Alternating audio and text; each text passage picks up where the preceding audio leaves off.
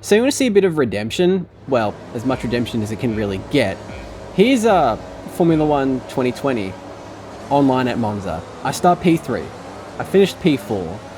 But as you'll see from this turn 1, turn 2 cock up, I had to fight my way back up there pretty much. So yeah, turn 1 starts at Monza. As you can see, are predictably chaotic as fuck. I somehow did not get a single... Well, actually, I did. Shit. I actually forgot that I got that warning, if I'm going to be honest. And then this happens, which is just me going wide, trying to make sure people... You know, I tried to give that dude as much room and gave him too much room and just spun out. So that put me back into P17, possibly P18, 100%. So I've got some work to do. 5 laps left. My first video in like 3 fucking weeks. More than that, I think. And I already gained like 3 places from 4 from whatever that was. But I'm driving the AlphaTauri in this video because this happened the day after Honda said they were pulling out of F1 at the end of the 2021 season. And if you ask me personally, I'm gutted that they're doing that because I loved the Honda engine sound. From it barely sounding like it was working in the McLaren years, you know, not the 90s McLaren years, the 2010s McLaren years, you know, the not so good ones, to their resurgence with Red Bull and Toro Rosso, then AlphaTauri. You know, it was just a success story, and it was so admiring to see someone go from kind of being at the bottom to being able to race for victories. I thought that was just really cool and all. So, you know, and plus the burble, whatever it is, I don't know what it is, but it's a burble. Yeah, it's a great sound, and it's a unique sound in pretty much all the F1 games and in real life as well, so it'll be sorely missed. If the Australian Grand Prix does go as planned next year, who knows due to COVID, you just don't know. Well, I'll probably be fortunate enough to be able to hear them for the last time, and that was the weirdest corner cut I've ever had to do. We're playing this on strict rule settings though, and yeah. I can't explain that one if I'm going to be absolutely honest, but shit happens, I guess. I think I was trying to like go in so I wasn't being wiggled out of room. I'd have to go back through that video at another time, but that guy just tried to brake check me and he failed. So good on him, I guess. And then I cut that turn again. You see how bad public lobbies are? It's just a bloody nightmare. Sometimes anyway. Sometimes they can be bloody brilliant, as you can see in the later stages of this race. I looked back at this and went, man, I should really do this as a video. I believe I paused it up around here somewhere. Yeah, no, I'm right. I wanted to check actually who rammed people, but yeah. So I briefly paused the game just to check like the incident report and stuff like that to see if I was in the buffer zone of getting another penalty or not, which would have made me add 4 seconds to the end of my race time, which if I finished 10th at this point would have likely got me out of a points finish, which would have been a bit of a pain given how well my grid slot was 3rd and I was leading the race for all of 1 corner. But I mean in this league anyway, I am not destined to be race-winning material unless it's like a race of attrition. I'm destined to be a 3rd or 4th place guy, or 5th place guy. I'm destined to be a number 2 for like a 3rd or 4th position team or something like that. And I'm fine with that actually, because then it just leads you to have an interesting race setup and all that, just interesting dynamic and stuff like that.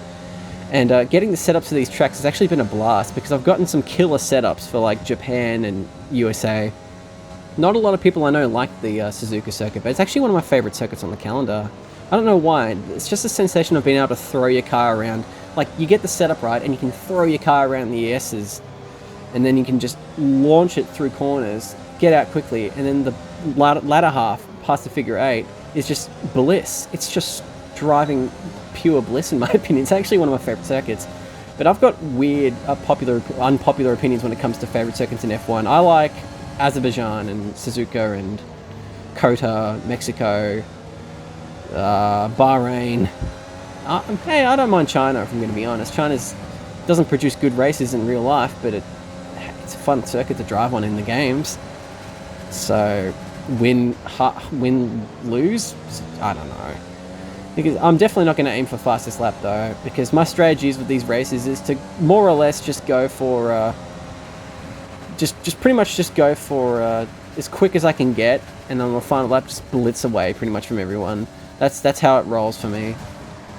So as I continue through, I mean, I've got like 1 lap left, and I don't know what that guy was doing, if I'm going to be absolutely honest. I get the feeling he might have been trying to go for a little bit of a cheeky hit here and there. I'm kind of panicking a little bit because the display on my video says like 593 by 334, but I actually clicked on the video itself and it said 1280 by 720, so I'm hoping this video exports fine, and I just get another free place. Go figure. It's like I'm just being gifted free places at this point, just to go straight up the points ladder again, which is nice. These next two places, though, I kind of fight for a little, which is, well, actually, I guess this last place, actually, because I'm just looking at who's above in front of me, and, well, this one was, you know, another position I had to fight for, but good car placement and consistent speed pretty much won me this one. So I am happy, except for the poor dude up ahead who I believe spun out.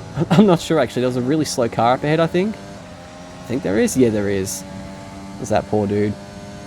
Oh, isn't that a bit like what happened in the actual Italian Grand Prix, where an AlphaTauri won, which I know it happened a while ago, but I still can't get over the fact that that race actually happened.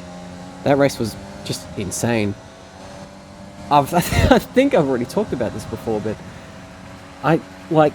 the whole thing was just kind of like, what the hell's going on here? And then it was one red flag, and it just changed the course of the race. And yeah, I mean, people debate that, oh, Gasly, you know, got that win because he was in a good position and all that. Well, he held on, and he held on against Carlos Sainz. So, in my eyes, he earned that victory, and I don't have a problem with that. That's pretty much my only opinion on the matter, is that he definitely deserved that win.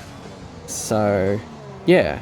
And as we've got how long left? We've got, how long is this track? We've got pretty much 50 seconds, 60 seconds. I can't count, apparently. As you can see there, my consistent speed and good placement into turns pretty much got me that position. And there's some of these guys I'll be up against in an actual racing league, which will actually be pretty good. I'm looking forward to that, because some of these guys are really good to race with. And what surprised me is that they even got a sponsor going, so I guess I'm kind of in a league that's, you know, important to a degree, which is odd, because that'll be some interesting pressure, because there's sim damage, 50% races I'm familiar with, but sim damage I'm going to have to be really careful. But as you saw there, I was generally okay. So yeah, this is the video of my recovery in this short lobbied race. If you've gotten this point of the video, thank you for watching, and see you in the next video.